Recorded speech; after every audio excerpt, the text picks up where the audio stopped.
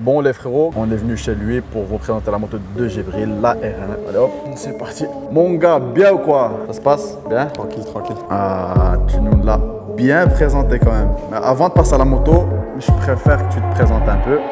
Explique-nous un petit peu qui tu es.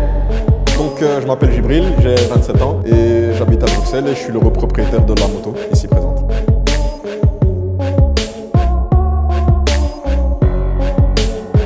Tu l'as volé? Tu l'as acheté? Bon, t'as eu quoi comme moto avant d'avoir ce bolide là?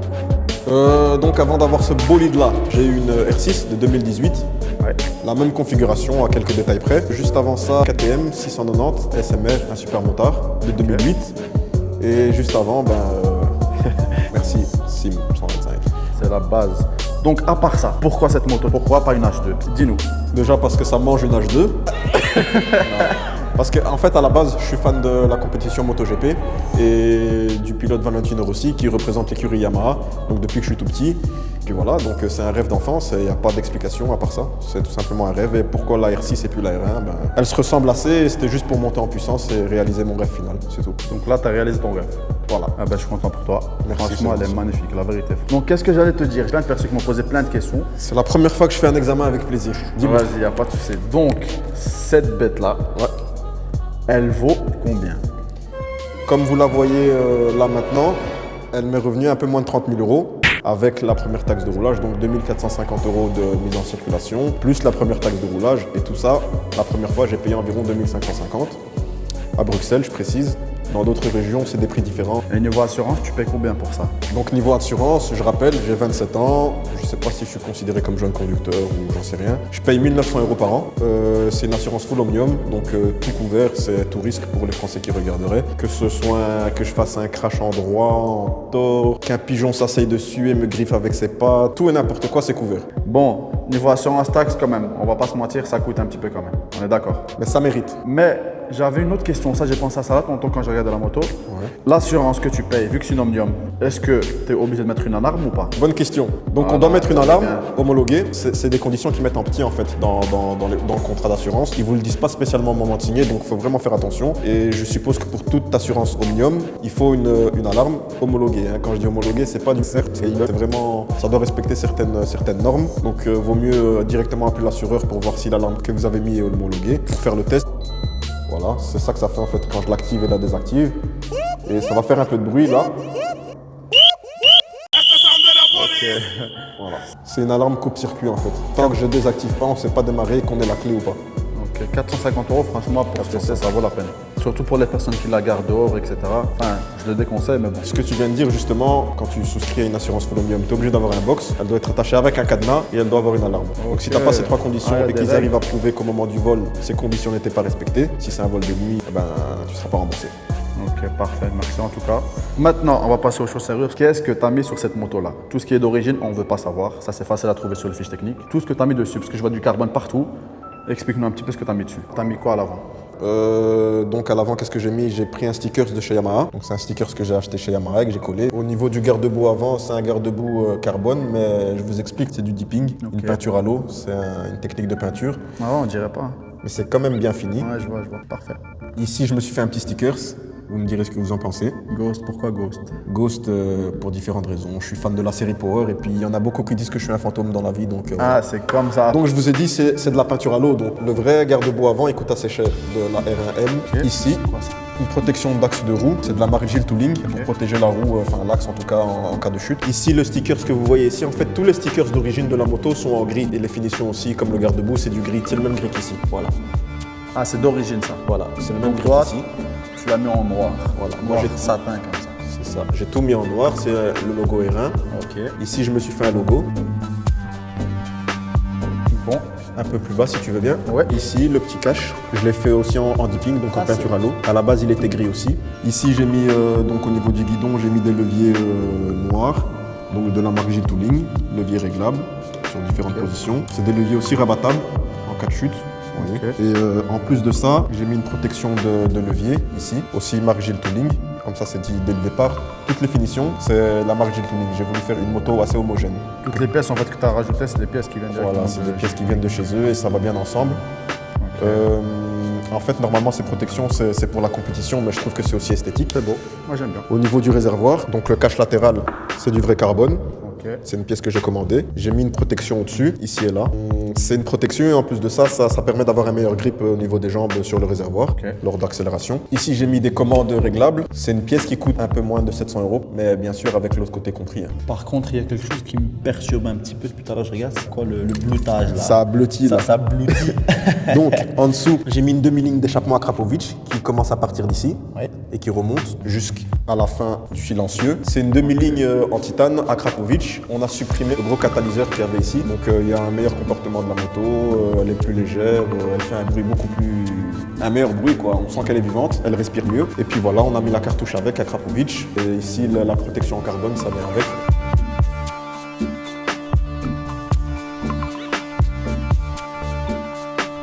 Au niveau ici juste au-dessus, donc repose-pied passager. C'est le même que celui de devant. Voilà, Gilles Tooling toujours. Toujours la même homogénéité. Ici au niveau de la selle passager, les caches latéraux, c'était aussi du gris comme je vous ai montré tout à l'heure. On les a fait passer en dipping aussi, peinture. Pour ceux qui se posent la question pourquoi j'ai fait du dipping et du carbone, en fait le dipping à la base, je l'ai fait parce que j'étais en train de tester en fait ce que je voulais faire. La moto elle m'est revenue quand même assez cher au départ, donc je voulais pas investir des pièces en carbone pour ne pas être satisfait du résultat, mais visiblement le carbone avec le bleu ça se marie assez bien. Ouais. Donc quand ces pièces seront usées, je les passerai en vrai carbone, mais pour l'instant ça fait 1 an que j'ai la moto et franchement le travail que la personne m'a fait là-dessus c'est nickel. Elles n'ont pas encore la moindre trace d'usure. T'as payé combien plus ou moins pour ces pièces-là en dipping? Franchement moins de 300 €, une dizaine de pièces à moins de 300 €, c'est vraiment bien fait. C'est vrai que c'est beau comme ça d'en haut. On dirait un avion de chasse, mon dieu. Oh là là, c'est dingue. Au niveau de l'arrière, donc j'ai mis un support de plaque court. L'ancien, il était assez imposant. Ouais. J'ai gardé les clignotants d'origine. Ok. Il se mariait assez bien avec les couleurs que vous voyez à l'arrière. Hein. Vous voyez noir, blanc, noir, blanc. D'ailleurs, petite dédicace. Petite dédicace. Bruxelles Motorstore. Très bon travail, je vous conseille. Le feu arrière, je l'ai laissé normal, d'origine. Donc le garde-boue arrière. C'est aussi du dipping. Donc au niveau de la roue, maintenant, aussi une protection d'axe de roue arrière, Gilles Tooling. Avec un tendeur de chaîne aussi que j'ai acheté. Ça donne un bel effet bleu. Gilles Tooling également. Fais un petit test vite fait, comme ça les gens ils voient un petit peu le maniaque qu'il est. Et il n'y a rien. Merci. Voilà, comme ça vous voyez un petit peu le genre de personnage qu'on a aujourd'hui. Toujours propre. Donc à part ça, sur le côté, c'est plus ou moins la même chose que de l'autre côté. Hein. Sélecteur de vitesse. Ouais, ça revient au même. Voilà. Tu vois du carbone aussi. Ouais. Donc au niveau du réservoir, j'ai mis une coque en carbone. Ça c'est du vrai carbone, c'est une vraie pièce en carbone. En dessous, j'ai fait un covering en carbone. Je vois. Ouais, en dessous. Ouais, en dessous. Ah ouais, ici. Pour protéger en fait le réservoir d'origine de la coque. On ne sait jamais s'il y a du frottement, etc. Puis sur la protection en carbone, j'ai mis une autre protection.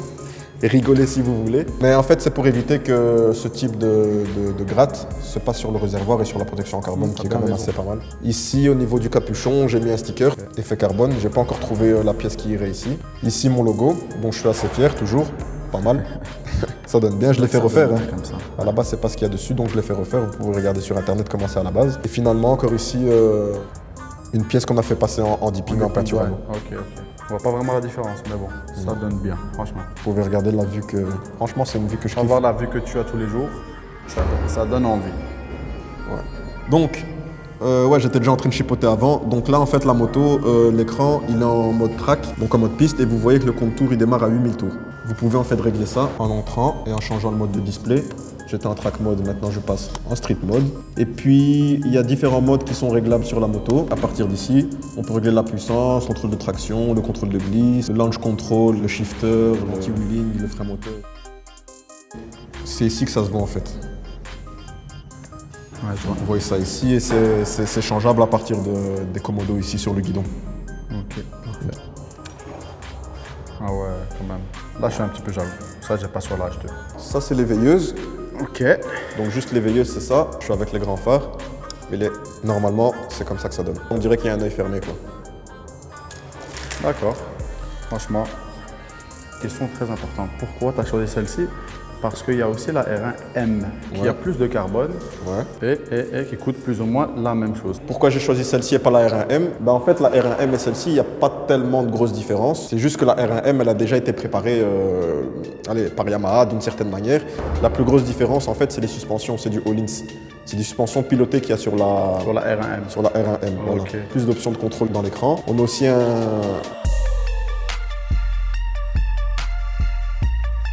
sur la R1M. Et donc voilà, moi j'ai préféré faire ma R1M personnalisée. C'est vrai qu'elle est Donc voilà. très belle comme ça. Maintenant, j'avais encore des autres questions. Franchement, je ne vais pas les oublier. Ne crois pas que je vais oublier. J'ai toutes les questions dans ma tête. Qu'est-ce que tu vas mettre dessus, à part ce que tu as fait déjà? Franchement, je sais pas. Si ça se trouve, un jour, je vais me réveiller, je vais vouloir changer la carrosserie tout entière. Hein. Mais là, maintenant, ce que j'aimerais bien faire, tout ce que vous voyez ici à l'intérieur, donc l'entrée d'air, Carbone. tous les cachacs, voilà, en fait, voilà, c'est simple. Carbone. Voilà. Ici, à l'arrière, le kit pignon chaîne, je vais changer la couronne, la faire passer en noir. Ici, les suspensions, je vais mettre du Hollins. C'est juste esthétique, franchement, Ok. c'est vraiment pas pour les performances. J'ai juste envie d'avoir de la couleur dorée ici. Et à l'avant aussi, sur la fourche, mettre du Hollins et ça va donner ça en doré. Ok, moi je la trouve déjà assez belle comme ça, franchement. Et Ça le doit doré, donc le doré pourra se marier avec la chaîne en doré que j'aurai. Ok. Et niveau assise, ça va, c'est confortable? Au niveau assise, c'est confortable, mais pour avoir essayé des selles plus confort que ça sur d'autres motos, On va essayer. voilà, j'ai envie de changer, de mettre une selle confort. Ouais. Une selle confort et changer un peu les motifs qu'il y aura dessus, faire personnaliser avec, allez, marier ça aussi avec la selle passager. Ok. La Ouais, ça, selle passager, peut-être que j'achèterai aussi une coque en carbone quand je roule seul. ça, je pense que ça donnerait bien. Ouais. Ça dépend quelle couleur tu vas mettre, mais ça, je pense que ça donnerait bien.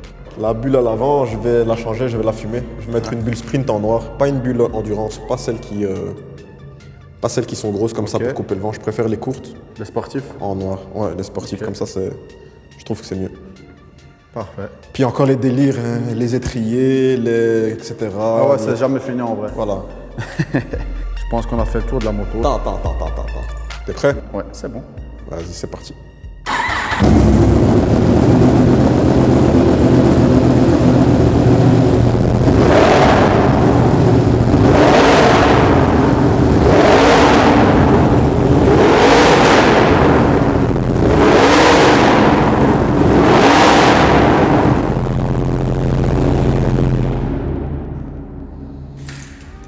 On n'allait pas rater ça quand même.